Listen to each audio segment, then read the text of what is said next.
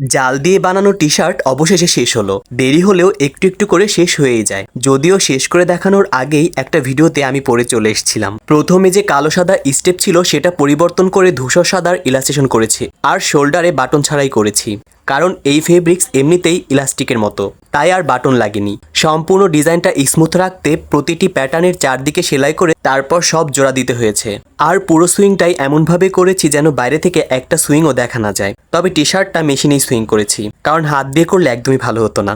শুধু আলগা সেলাইগুলোই হাত দিয়ে করেছি। আর হেমলাইনের জন্য একটা বেল্ট বানিয়ে সেটা পরিয়ে নিয়েছি। তবে নেট ফেব্রিক্স দিয়ে এভাবে কাজ করাটা খুব কঠিন। এটার প্রতিটা প্যাটার্নে 3টা করে ফেব্রিক্সের লেয়ার ছিল। হয়ে গেল আমার জাল দিয়ে বানানো টি শার্ট। আপনাদের কাছে কেমন লাগছে জানি না, তবে আমার কাছে অনেক ভালো লেগেছে। তবে গায়ে পরার পর কটন ফেব্রিক্সের মতো অত আরাম লাগে না। আর ফ্যাশন এমনই হয়, সবসময় যে আরামদায়ক হবে এমন নয়। তবে পুরোটা নেট ফেব্রিক্স হয়, শরীরে অনেক বাতাস লাগতে পারে। এরপর ঢং করে কয়েকটা পোজ দিয়ে নিলাম। আর বেশ কদিন হয়ে গেল টানা বৃষ্টিতে আমি কোথাও বেরো হতে পারছি না, আবার ঠিকমতো কাজও করতে পারছি না, কারণ বৃষ্টি হলেই আমার কাঁথা গায়ে দিয়ে শুয়ে থাকতে ভালো লাগে আর ইয়ারফোনে সানডে সাসপেন্সের গল্প শুনতে।